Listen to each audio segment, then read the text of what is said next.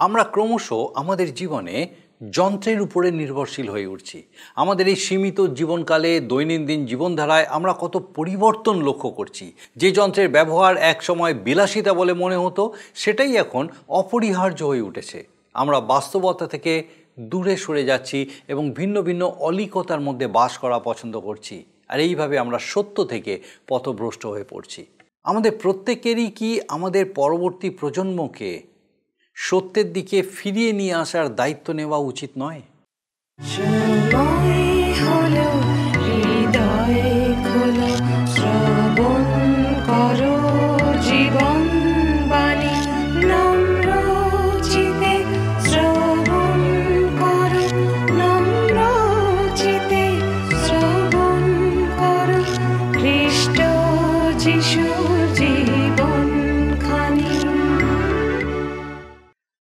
নমস্কার, জীবনবাণী অনুষ্ঠানে আপনাকে স্বাগত জানাই।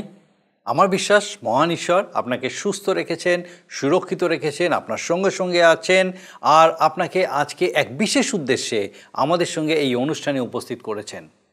আর সে বিশেষ উদ্দেশ্য হচ্ছে তার এই জীবন্ত বাক্যের আলোচনার মধ্যে দিয়ে তিনি আপনার সঙ্গে কথা বলতে চান। আপনার কাছে আমার অনুরোধ, কিভাবে ঈশ্বর আজকে আপনার সঙ্গে কথা বললেন আমাদেরকে অবশ্যই জানাবেন। আসুন আজকে আমাদের অনুষ্ঠানের শুরুতেই একটা গানের মধ্যে দিয়ে আমরা ঈশ্বরের গৌরব করি।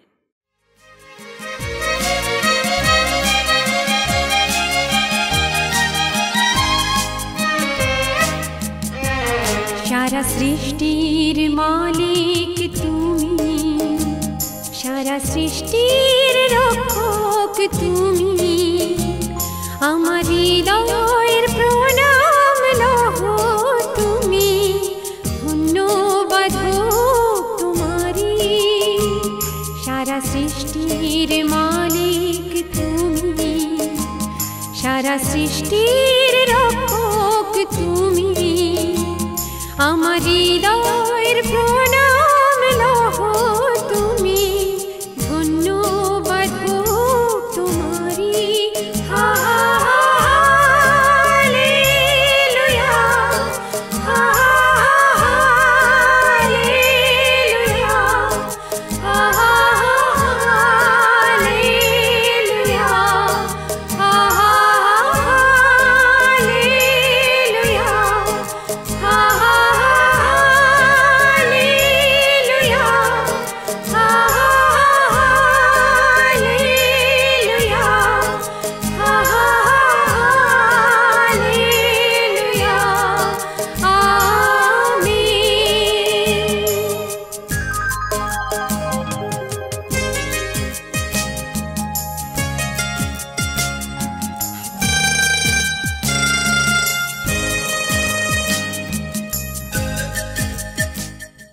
আমরা বাইবেলের পুরাতন নিয়মে যিশায়া ভাববাদীর পুস্তকটি ধারাবাহিকভাবে অধ্যয়ন করছি। এই পুস্তকের 40 অধ্যায় থেকে শুরু হয়েছে দ্বিতীয় অধ্যায়। দ্বিতীয় অংশের বিষয়বস্তু প্রথম অংশ থেকে অনেকটাই আলাদা। ইসরায়েল জাতির প্রতি ঈশ্বর আর ধিক্কার দিচ্ছেন না, বরং এই অংশ শুরু হয়েছে তাদের প্রতি তার সান্ত্বনা বাক্য দিয়ে। আমাদের আজকের আলোচনা শুরু হবে এই অধ্যায় 13 পদ থেকে।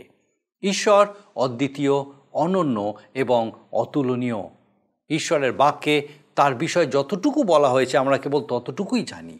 তিনি তার চেয়ে অনেক মহান, আমাদের বোধশক্তির অনেক বাইরে।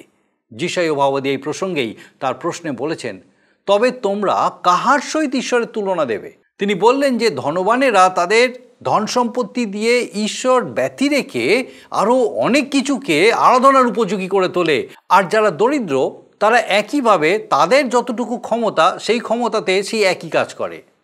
কি অযৌক্তিক এই বিষয়! ঈশ্বরের সঙ্গে এই সমস্ত বিষয় যা ঈশ্বরের নয় তার তুলনা করা কতটা হাস্যকর।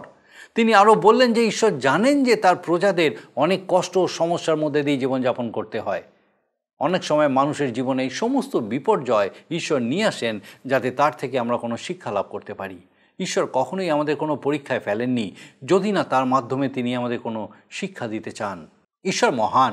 তিনি মানুষের মতো নন যে ক্লান্ত হয়ে পড়েন, ঘুমিয়ে পড়েন, বরং যারা তার উপরে নির্ভর করে তাদের তিনি শক্তি দিয়ে থাকেন। যিশায়া 40 অধ্যায়ে আমরা ঈশ্বরকে আমাদের সৃষ্টিকর্তা, আমাদের ত্রাণকর্তা এবং আমাদের রক্ষাকর্তা হিসেবে দেখলাম। 41 অধ্যায়ের বিষয়বস্তুতেও ঈশ্বরের মহানুভবতা প্রকাশিত হয়েছে। এখানে গুরুত্ব দেওয়া হয়েছে মানুষের সঙ্গে তার সম্পর্কের বিষয়।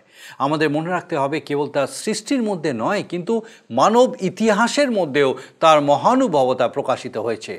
সমগ্র পৃথিবী ঈশ্বরের বিচারের দিকে ক্রমশ এগিয়ে চলেছে। ঈশ্বর চাইছেন যে ব্যক্তিগতভাবে সবাই তার কাছে ফিরে আসুক এবং তার অনুগ্রহ ও পরিত্রাণ গ্রহণ করুক। এই অধ্যায়ের 2 পদে ধর্মশীলতা বলতে খ্রিস্টের দ্বিতীয় আগমনে তার ধার্মিকতার শাসনকে বোঝানো হয়েছে। আমরা এই পুস্তকের এই অংশে এই চিন্তাধারাটা আরও বিকশিত হতে দেখব। যেহেতু ঈশ্বরের আগমন হতে চলেছে সমস্ত মন্দতার সংশোধন করার জন্য, সমস্ত অধার্মিকতার অবসান করার জন্য, যারা তার দৃষ্টিতে ধার্মিক তাদের ভয়ের কোনো কারণ নেই। তিনি সেই সমস্ত বিষয় থেকে তার মনোনীত ইসরায়েল জাতিকে তার কাছে ফিরে আসতে আহ্বান করেছেন। তিনি তাদেরকে অভয় দিয়ে বলেছেন তারা যেন ভয় না করে, কারণ তিনি তাদের সর্বদা রক্ষা করবেন, তাদের শক্তি দেবেন, সাহায্য করবেন। ঈশ্বর বলছেন আমাদের প্রত্যেকের আত্মা ও ঈশ্বরের মাঝখানে যদি আমরা কোনো কিছুকে স্থান দিই, সেটাই হচ্ছে আমাদের জন্য ঈশ্বরের বিরুদ্ধতা। আমরা ঈশ্বরের আরাধনা না করে যখন আমাদের সমস্ত শক্তি, সময় সেই বিষয়ে ব্যবহার করি, তখন আমরা সেই ঈশ্বর বিহীনতার দিকেই ঝুঁকে পড়ি। প্রকৃতপক্ষে মানুষ নিজেকে যত জ্ঞানী মনে করুক না কেন, সে না অতীত না ভবিষ্যৎ কোনো কিছুরই বিষয় সঠিকভাবে বলতে পারে না। মানুষ নিজে যা কিছু করে সবই অসার। একইভাবে ঈশ্বর বিহীনতায় তারা যা কিছু করে সে সবই অবস্তুবৎ। আসুন আমরা বিস্তারিতভাবে এই সমস্ত বিষয়গুলি অধ্যয়ন করি এবং আমার বিশ্বাস ঈশ্বর বিশেষভাবে আজকে আপনার সঙ্গে কথা বলতে চলেছেন। প্রিয় বন্ধু, আজকের এই অনুষ্ঠানে ধারাবাহিক আলোচনায় আমরা যিশা ভাববাদী পুস্তকের 40 অধ্যায়ের 13 পদ থেকে আমাদের আলোচনা শুরু করে এই অধ্যায়টি শেষ করব। আমরা দেখি যে 13 থেকে 18 পদে কি লেখা আছে। কে সদাপ্রভুর আত্মার পরিমাণ করিয়াছে, কিংবা তাহার মন্ত্রী হইয়া তাহাকে শিক্ষা দিয়াছে? তিনি কাহার কাছে মন্ত্রণা গ্রহণ করিয়াছেন? কে তাহাকে বুদ্ধি দিয়াছে ও বিচার পথ দেখাইয়াছে? তাহাকে জ্ঞান শিক্ষা দিয়াছে ও বিবেচনার মার্গ জানাইয়াছে? দেখো, জাতিগণ কলসের একটি জলবিন্দুর তুল্য, আর পাল্লাতে লগ্ন, ধূলিকণার ন্যায় গণ্য। দেখো, তিনি দ্বীপ সকলকে একটি পরমাণুর ন্যায় তুলেন, আর জাল দিবার নিমিত্তে লিবানন হম্বলের নিমিত্ত তার জন্তু সকলে কুলায় না। তাহার সম্মুখে সমস্ত জাতি অবস্তুবৎ, তিনি তাহাদিকে অসার ও শূন্য জ্ঞান করেন।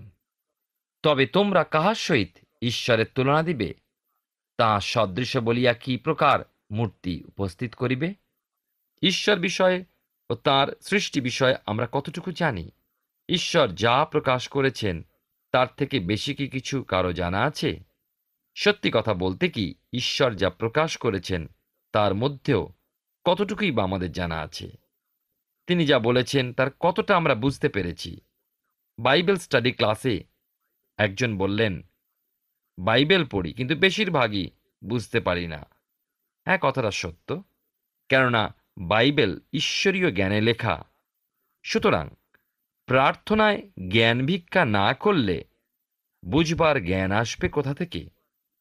চাও, দেওয়া যাবে, অন্বেষণ করো, পাবে। মানুষ ঈশ্বরের সৃষ্টি রহস্য উদ্ঘাটনের জন্য কি ভীষণ না চেষ্টা চালিয়ে যাচ্ছে। গবেষণা করছে, মহাশূন্যে চলে যাচ্ছে, সমুদ্রের অতল তলে নামছে, পর্বতের চূড়ায় উঠছে। বিজ্ঞান মানুষের জন্ম রহস্য উদ্ঘাটনের জন্য টেস্ট টিউব বেবি সৃষ্টির চেষ্টা চালাচ্ছে, আরও কত কি হচ্ছে। এ সকল চেষ্টার মূল উদ্দেশ্য ঈশ্বরের জুড়িদারকে খুঁজে বার করা, তাই নাকি? কিন্তু যেমন বলেছি, ঈশ্বর অদ্বিতীয়, অতুলনীয়, অনন্য। ভাববাদী ঈশাইও তাই বলেছেন। তোমরা কার সঙ্গে ঈশ্বরের তুলনা করবে? সত্যি কথা বলতে কি, প্রিয় শ্রোতা বন্ধু, যিশুর ছবিতে আমি বিশ্বাস করি না। কেননা কোনো একদিন কোনো এক শিল্পী কল্পনা করে একটা ছবি এঁকে যিশুর ছবি বললেন। আপনি কি মেনে নিতে পারবেন? যারা ভীষণভাবে সেন্টিমেন্টাল তাদের কাছে আমি ক্ষমা চাইছি, কিন্তু প্রশ্ন রাখতে চাই, যিশুর কোনো শিষ্য কি যিশুর ছবি এঁকেছিলেন? হ্যাঁ, তাদের কিন্তু প্রয়োজন হয়নি, কেননা তাদের হৃদয় ফলকে যিশুর ছবি খোদাই হয়ে গিয়েছিল। কিন্তু তৎকালীন কোনো শিল্পী কি এঁকেছিলেন? না, কেননা ঈশ্বর মানুষরূপে এসেছিলেন। যিনি নিরাকার, তিনি মানুষরূপ নিয়েছিলেন, কিন্তু সেই রূপ তিনি ধরে রাখতে চাননি। 40 অধ্যায় 19 পদে দেখি কি লেখা আছে। শিল্পকর প্রতিমা ছাঁচে ঢালে, স্বর্ণকার তা স্বর্ণপত্রে মোড়ে ও তাহার নিমিত্ত রৌপ্যের শৃঙ্খল প্রস্তুত করে। আর 20 পদে বললেন, যে ব্যক্তি এই রূপ উপহার দিতে পারে না, সে দুষ্পচ্য কোনো কাষ্ঠ মনোনীত করে, আপনার জন্য একজন বিজ্ঞ শিল্পকর খোঁজে, যেন সে এমন একটা প্রতিমা প্রস্তুত করে যাহা চলিবে না। 20 পদে দেখুন যে দরিদ্র ব্যক্তি সে কিনা কাঠ জোগাড় করে তার দিয়ে সে দেবতা তৈরি করে নেয়। একটা দরিদ্র সে দেবতা পায়, আবার এমনভাবে সে দেবতা গড়ে যেন সে টলে পড়ে না যায়। 21 পদে লেখা যে তোমরা কি জ্ঞাত হও নাই, তোমরা কি শোনো নাই, আদি অবধি কি তোমাদিওকে সংবাদ দেওয়া হয় নাই? পৃথিবীর পত্তনাবধি তোমরা কি বোঝো নাই? এই সমস্ত মানুষের তৈরি সোনার বা কাঠের বা পাথরের অথবা মাটির পুতুলগুলোকে কি করে জীবন্ত ঈশ্বরের সাথে তুলনা করতে পারেন? 22 পদে লেখা আছে, তিনি পৃথিবীর সীমাচক্রের উপরে উপবিষ্ট, তন্নিবাসীগণ ফড়িঙ্গস্বরূপ। তিনি চন্দ্রাতপের ন্যায় আকাশমণ্ডল বিস্তার করেন, বাস্তাম্বুর ন্যায় তাহা টাঙাইয়া দেন। তিনি ভূপতিদিগকে লুপ্ত করেন, পৃথিবীর বিচারকর্তাদিগকে অসার বস্তু তুল্য করেন। বিশেষ করে 22 এবং 23 পদে, যে বাইবেলের পুরাতন নিয়ম কখনো একথা বলেনি যে পৃথিবী সমতল, কিন্তু কলম্বাসের সময় বৈজ্ঞানিকেরা ধরে নিয়েছিল যে পৃথিবী সমতল। তারা ঈশ্বরের বাক্যে মনোনিবেশ করেনি, তাই তাদের ধারণা পাল্টায়নি। আকাশমণ্ডল যে কত বিশাল তার শেষ সীমা খুঁজে বার করার মতো দূরবীক্ষণ যন্ত্র মানুষের নেই, এবং সেই সীমাহীন সীমাচক্রের ধারে ঈশ্বরের সিংহাসন। মানুষের এই মূর্খতা, একগুয়েমি, অন্ধত্বা সত্ত্বেও ঈশ্বর মানুষকে বিবেচনা করতে বলছেন। 27 পদে লেখা আছে, হে যাকব, তুমি কেন কহিতেছ, হে ইসরায়েল, কেন তুমি বলিতেছ, আমার পথ সদাপ্রভু হইতে লুক্কায়িত, আমার বিচার আমার ঈশ্বর হইতে সরিয়া গিয়াছে। ঈশ্বর তাঁর প্রজাদের সকল অবস্থা জানেন, সকল সমস্যা জানেন। যদি আপনি জীবন্ত ঈশ্বরের প্রজা হন, তবে মনে রাখবেন যে তিনি মহা ঝড়কে স্তব্ধ করে দিতে সক্ষম। তবে এ কথাও ঠিক যে আমাদের জীবনে সময় সময় ঝড় আসে আমাদের শিক্ষা দেওয়ার জন্য। যখন আপনার জীবনে ওই প্রকার ঝড় আসে, তখন হাউতাস না করে, কেঁদে ভাসিয়ে না দিয়ে, ঈশ্বরের বচসা না করে দেখতে চেষ্টা করুন কেন আপনার জীবনে ঈশ্বর ঝড় আসতে দিয়েছেন। তিনি কি শিক্ষা দিতে চান? ঈশ্বর অযথা আপনার জীবনে সমস্যা আনবেন না। 28 পদে লেখা আছে, তুমি কি শোনো নাই, অনাদি ঈশ্বর, অনন্ত ঈশ্বর, সদাপ্রভু পৃথিবীর প্রান্ত সকলের সৃষ্টিকর্তা ক্লান্ত হন না, শ্রান্ত হন না, তাঁর বুদ্ধির অনুসন্ধান করা যায় না। আমাদের ঈশ্বর মহান, আমাদের ঈশ্বর সদা জাগ্রত, তিনি ক্লান্ত হন না, ঢুলে পড়েন না, তিনি মানুষের মতো নন। লেখা আছে, তিনি ক্লান্ত ব্যক্তিকে শক্তি দেন ও শক্তিহীন লোকেরা বল বৃদ্ধি করেন। তরুণেরা ক্লান্ত শ্রান্ত হয়, যুবকেরা স্থলিত খলিত হয়, কিন্তু যারা সদাপ্রভুর অপেক্ষা করে তারা উত্তরোত্তর নূতন শক্তি পাইবে। তারা ঈগল পক্ষীর ন্যায় পক্ষ সহকারে ঊর্ধ্বে উঠিবে। তারা দৌড়িলে শ্রান্ত হইবে না, তারা গমন করিলে ক্লান্ত হইবে না। এখানে 3টে বিষয়ের উল্লেখ আছে, এবং বাইবেল বিশারদরা এই 3টে বিষয় প্রকৃত খ্রিস্ট বিশ্বাসের জীবনে ব্যবহার করেছেন। 3টি বিষয়, 3টি অবস্থা। প্রথম যোহন তার 2 অধ্যায় 12 থেকে 14 পদে, 40 অধ্যায় 31 পদে দেখছি প্রথম বিষয়, নূতন বা যুব খ্রিস্টিয়ান ঈগল পক্ষীর ন্যায় পাখা মেলে ঊর্ধ্বে উঠবে। দ্বিতীয়, তারা দৌড়ালে শ্রান্ত হবে না। তৃতীয়, তারা গমন করলে ক্লান্ত হবে না। প্রথম যোহন তার 2 অধ্যায় 12 পদে আছে, প্রথম, পাপ সমূহের ক্ষমা হয়েছে। দ্বিতীয় 13 পদে, পাপ আত্মাকে জয় করেছে। তৃতীয় 14 পদে, ঈশ্বরের বাক্য তোমাদের অন্তরে আছে। কোনো এক সময় একজন প্রচারক কোনো এক দেশের কোনো এক উপাসনালয়ে উপদেশ দিচ্ছিলেন, আর তিনি বললেন, ভাই সব, এই মণ্ডলীর হাঁটা প্রয়োজন। আর একজন বলে উঠলেন, আমেন, অর্থাৎ সত্যিই তাই। এবারে প্রচারক বললেন, এই মণ্ডলীর দৌড়ানো প্রয়োজন। আর ওই ভদ্রলোক বলে উঠলেন, হালেলুইয়া। প্রচারক বললেন, এই মণ্ডলীর ওড়ার প্রয়োজন। আর অন্য ভদ্রলোক বলে উঠলেন, আমেন, হালেলুইয়া। তখন পালক মশাই বললেন, ভাই, ওড়ার অনেক খরচা। কিন্তু অন্য ভদ্রলোক উত্তর দিলেন, তাহলে ভাই মণ্ডলী হাঁটতেই থাকুক। প্রিয় শ্রোতা বন্ধু, আপনি যেই হন না কেন, এই জগতে যদি ঈশ্বরের সাথে চলতে চান, আপনাকে কিছু মূল্য দিতে হবে। কিন্তু মনে রাখবেন, ঈশ্বর আপনাকে প্রয়োজন মতো শক্তি অবশ্যই দেবেন। যদি আপনি উঠতে চান, সে শক্তি ঈশ্বর যোগাবেন। ঈশ্বরের সান্ত্বনা পূর্ণ অধ্যায় এখানে শেষ হলো। আমরা এইবারে আমাদের আলোচনায় 41 অধ্যায় আসব। যিশাইয়া 40 অধ্যায় আমরা যা শুনেছি, 41 অধ্যায় তারই প্রসারণ। এখানে সৃষ্টিকর্তা ঈশ্বরের উপরে বেশি জোর দেওয়া হয়নি, কিন্তু তাঁর সৃষ্ট মানুষের সাথে তাঁর সম্পর্ক বিষয় বেশি জোর দেওয়া হয়েছে। ঈশ্বরের মহত্ব তাঁর সৃষ্টি ও মানুষের ইতিহাসের মধ্যে দিয়ে প্রকাশ করা হয়েছে। আরও একটা বিষয় পাই যে ঈশ্বর তাঁর আপনজনকে এই জগতের সকল ঝড় ঝঞ্ঝা, উত্থান পতন, সকল বিপদের মধ্য দিয়ে নিরাপদে নিয়ে যাবেন। 41 অধ্যায় শুরু হয়েছে এইভাবে, হে উপকূল সকল, আমার সাক্ষাতে নীরব হও, লোকবৃন্দ নূতন বলপ্রাপ্ত হোক, তাহারা নিকটে আইসুক, পরে কথা বলুক, আমরা একত্র হইয়া বিচার করিব। সারা জগতে সকল ব্যক্তি বিচারের দিকে এগিয়ে চলছে। এই বিচার শুরু হবে আলো আঁধারের সন্ধিক্ষণে। একদিকে ঈশ্বর, অপরদিকে দিয়াবল বা শয়তান।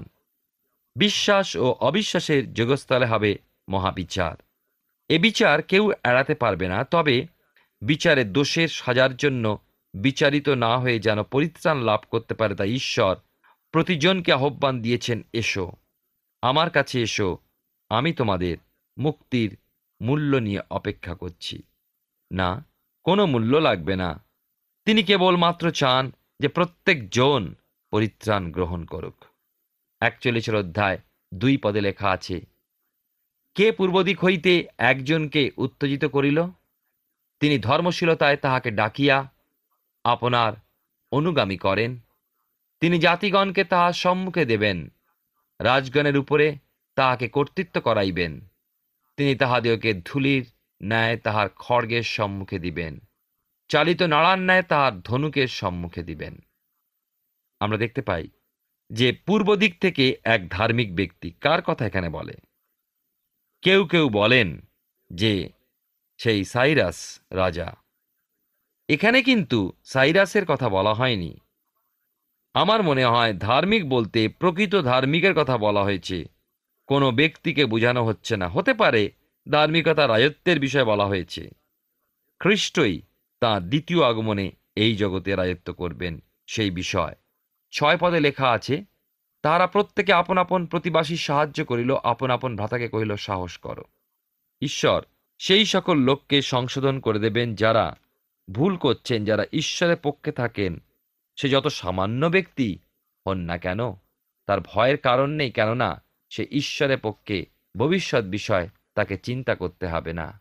41 অধ্যায় 7 এবং 8 পদে দেখি লেখা আছে, এখানে শিল্পকর স্বর্ণকারকে আশ্বাস দিল এবং হাতুড়িতে সমানকারী লোক নেহাইয়ের উপর আঘাতকারীকে জোরের বিষয় কহিল, উত্তম হইয়াছে, এবং প্রেগ দিয়া প্রতিমাটা দৃঢ় করিল যেন তাহা না নড়ে।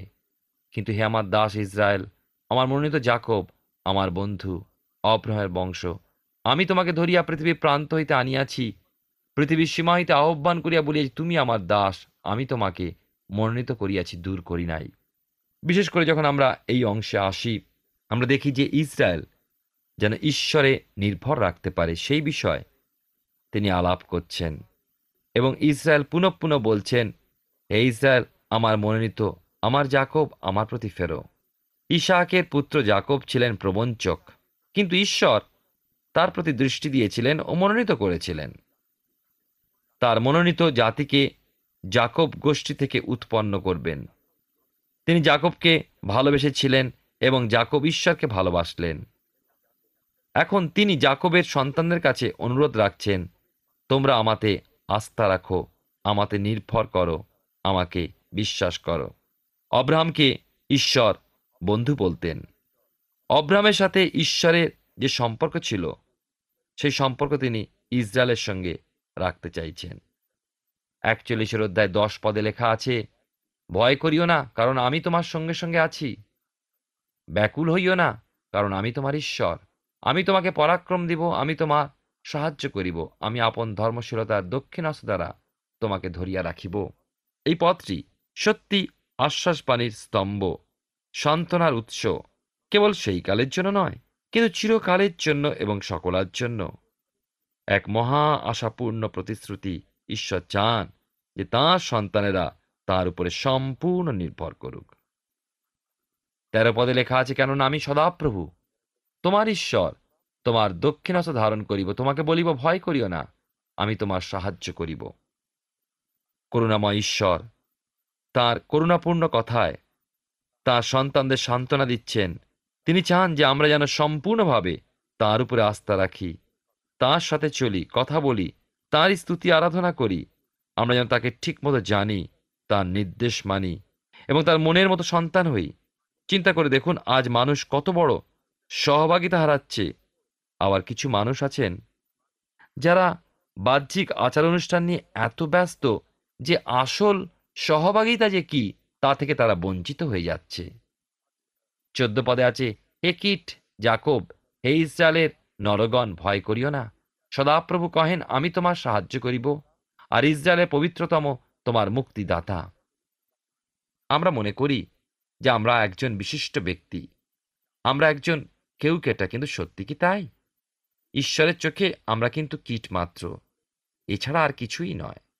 তবে ঈশ্বর যদি আমাদের কিছু করেন তাহলেই আমরা কিছু। দাউদ ছিলেন একজন মেষপালক, ঈশ্বর তাকে করলেন রাজা। মানুষ নিজ দর্পে, নিজ গর্বে নিজেকে বিরাট কিছু দেখাতে চায়, কিন্তু ঈশ্বরের ফুৎকারে সে মানুষ আর নেই।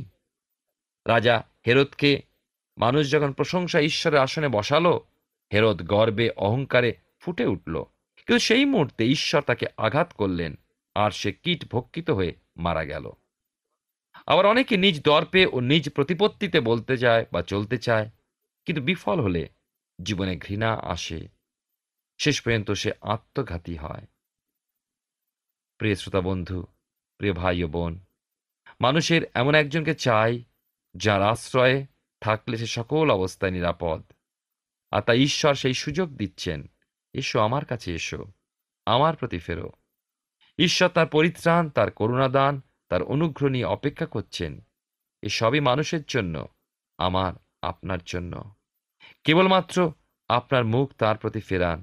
এছাড়া ঈশ্বর আপনাকে আত্মিক দানে ও আশীর্বাদে পূর্ণ করবেন। আরও মনে রাখতে হবে যে ঈশ্বরের সকল আশীর্বাদ সাময়িক বিষয় নয়, কিন্তু অনন্তকালীন। 21 পদে লেখা আছে, বিশেষ করে যিশায়া ভাববাদী পুস্তকের 41 পদ, সদাপ্রভু কহেন, তোমরা আপনাদের বিবাদ উপস্থিত করো। যাকবের রাজা কহেন, তোমরা আপনাদের দৃঢ় যুক্তি সকল নিকটে আনো।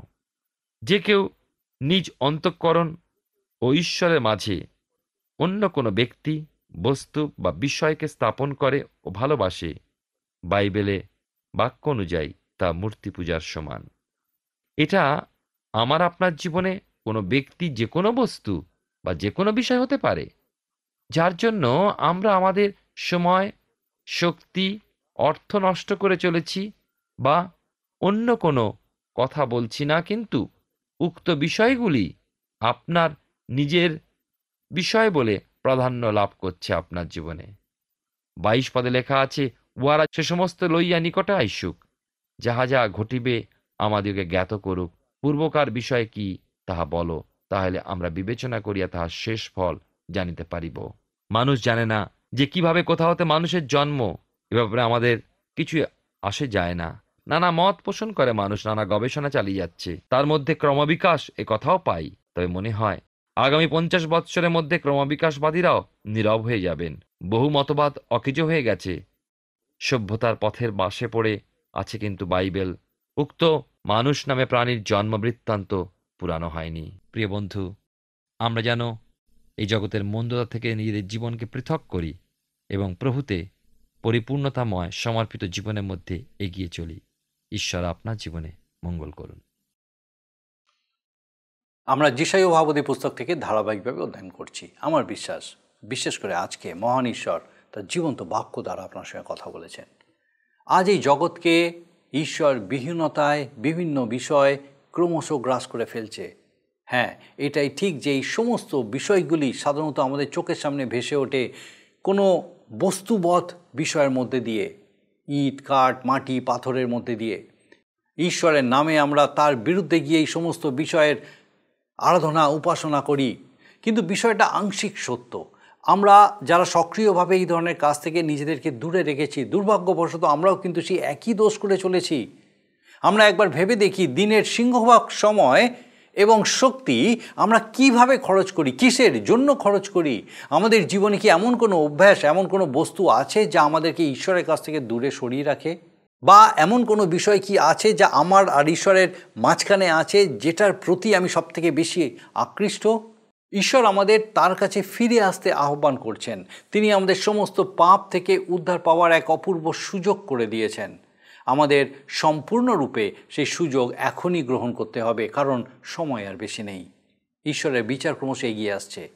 আসুন আমরা আমাদের জীবনের সেই সমস্ত বিষয়কে চিহ্নিত করি যা আমার আর ঈশ্বরের মাঝখানে আছে, এবং সেটাকে সরিয়ে দিয়ে ঈশ্বরের সঙ্গে সুসম্পর্ক স্থাপন করি। আমরা যিশাইয়া ভাববাদী পুস্তকের অধ্যয়ন আমাদের আগামী পর্বেও করব। বিশেষ গুরুত্বপূর্ণ কিছু অংশ 42 থেকে 44 অধ্যায়ে আমরা অধ্যয়ন করব। আসুন এখন প্রার্থনায় যাব, আর আমি চাইব আপনি আমার সঙ্গে যোগ দিন। আসুন প্রার্থনা করি। মঙ্গলময় পিতা, তোমার ধন্যবাদ স্তুতি করি প্রভু। তোমার জীবন্ত বাক্য আমাদের সঙ্গে প্রতিনিয়ত কথা বলে, এবং বিশেষভাবে পিতা আজকে আমাদের প্রত্যেক দর্শক বন্ধুর সঙ্গে তোমার এই জীবন্ত বাক্য দ্বারা আরেকটি বিশেষ সত্য তুমি প্রকাশ করেছো পিতা। তুমি দেখতে চাও না কোনো কিছু পিতা গো তোমার এবং আমাদের মাঝখানে থাকুক, যেটা আমরা তোমাকে মনে করে যার পিছনে আমরা দৌড়াবো বা তার আরাধনা উপাসনা করব। প্রভু, তুমি সেই সত্য জীবন্ত ঈশ্বর, এবং তুমি চাও যেন সে প্রত্যেক আত্মা প্রাণে তুমি থাকো পিতাগো, যেন সকলে পিতাগো তোমার গৌরব করতে পারে, তোমার উপস্থিতির সহভাগিতায় থেকে তোমার গৌরব করতে পারে।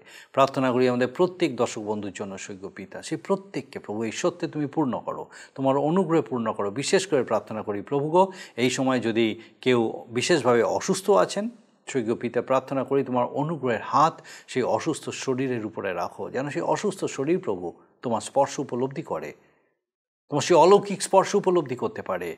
এবং পিতাগো, যে কোনো অসুস্থতাই হোক না কেন, যে নামই হোক না কেন অসুস্থতার, প্রভু তোমার যিশু নামে সেই অসুস্থতাকে দূর করো, সুস্থ করো, এবং তোমার গৌরব হতে তুমি সাহায্য করো। আমাদের প্রত্যেক দর্শক বন্ধু, তাদের পরিবার পরিজন প্রত্যেককে তোমার চরণে সমর্পণ করে ধন্যবাদের সঙ্গে প্রার্থনা তোমার যিশু নামে চাই, দয়া করে শ্রবণ ও গ্রহণ করো। আমেন। ঈশ্বরের ধন্যবাদ দিই যে তিনি আমাদের কাছে সত্য প্রকাশ করেছেন তার জীবন্ত বাক্যের মধ্যে দিয়ে, কোনটা সত্য, আর তিনি চান যেন সেই সঠিক সত্যের পিছনে আমরা থাকি, সত্য ঈশ্বরের সহভাগিতায় বৃদ্ধি পেতে পারি। আমার বিশ্বাস আগামী দিনেও এইভাবে আমাদের এই জীবনবাণী অনুষ্ঠানে আপনি উপস্থিত থাকবেন, যখন ঈশ্বরের বাক্য এইভাবেই আমাদেরকে সেই সত্য জীবন্ত ঈশ্বরের সহভাগিতায় আরও বেড়ে উঠতে সাহায্য করবে। ঈশ্বর আপনার মঙ্গল করুন। প্রিয় বন্ধু, আসুন আমরা আজকের প্রশ্ন উত্তরে আসি। গত সপ্তাহের প্রশ্নের উত্তর অপশন বি, বিদ্রোহী। আজকের প্রশ্ন, ঈশ্বর কাকে বন্ধু বলতেন? অপশন এ, দাউদকে, বি, জাকবকে, সি, যিশাইয়াকে, ডি, অব্রাহামকে। প্রিয় বন্ধু, এই প্রশ্নের উত্তর আগামীকাল সন্ধ্যা 6টার মধ্যে option A, B, C, D সহকারে আপনার নাম ও সম্পূর্ণ ঠিকানা সহ 9433497235 এই নম্বরে SMS বা হোয়াটসঅ্যাপে পাঠাবেন। যদি আপনার এই অনুষ্ঠান ভালো লেগে থাকে তাহলে এই নম্বরে একটি মিসড কল করুন, তাহলে আপনি পরের বারে বিজয়ী হতে পারেন।